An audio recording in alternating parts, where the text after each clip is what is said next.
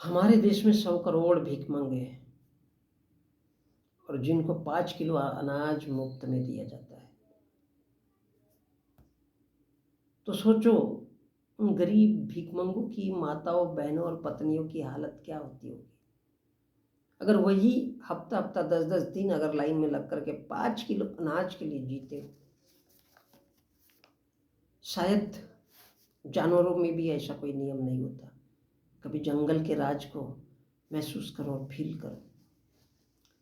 इसलिए कहता हूँ मैं बार-बार कि अमीर बनो, और क्योंकि भिखमंगों की माताएँ, बहनें, बेटियों को उनके सामने भी अगर खरीदा जाए तब भी उनको कोई फ़र्क नहीं पड़ता। चाहे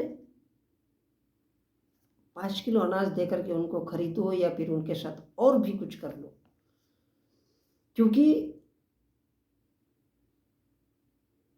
जिसको लगता है कि यही ज़िंदगी है और यही भगवान की मर्ज़ी है कि हफ्ता भर, 10 दिन, 15 दिन 5 किलो राशन के लिए अगर लाइन में खड़े रहे, तो सोचो उनकी माताओं, बहनों और बेटियों को अगर पटाओगे, उठाओगे या उनके साथ कुछ भी करोगे तब भी वो खुशी-खुशी तुमको सौंप देंगे।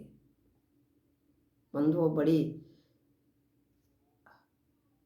मुझे नहीं मालूम कि मैं क्या कहना चाहता हूँ, लेकिन जो खुद की भूख के लिए 5 किलो अनाज लेकर के, एक रद्दी शराब पी कर के अगर वोट करते हो, तो क्या वो अपनी माताओं, बहनों, बेटियों को जीवन दे सकते हैं? इनको कृष्ण जैसे क्या वो इन अपनी माताओं, बहनों, बेटियों की रक्षा कर सकते हैं? और इसलिए कृष्ण ने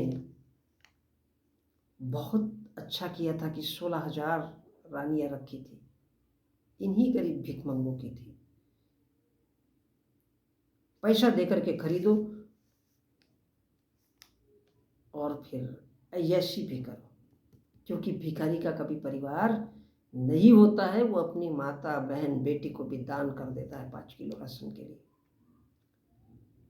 उस 5 किलो राशन के लिए खुश होकर के हंसी खुशी से अपना वोट दे देता है, ताकि तुम जाकर के मजा मौज कर सको। क्योंकि भिखमंगों में ना बुद्धि होती है,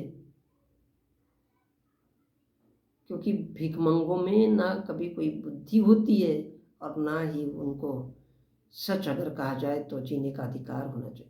मैं तो समझता हूँ कि हर गांव में, हर शहर में, हर मोहल्ले में जो हमारे देश में 100 करोड़ गरीब और भिखमंगे हैं, उनके लिए गड्ढे खोद देना चाहिए और उस गड्ढे में वो गरीब किसान जो आत्महत्या करते हैं उनको भी उसमें डाल देना चाहिए कि जाओ मरो भाई, तुमको जीने का क्या अधिकार है यार।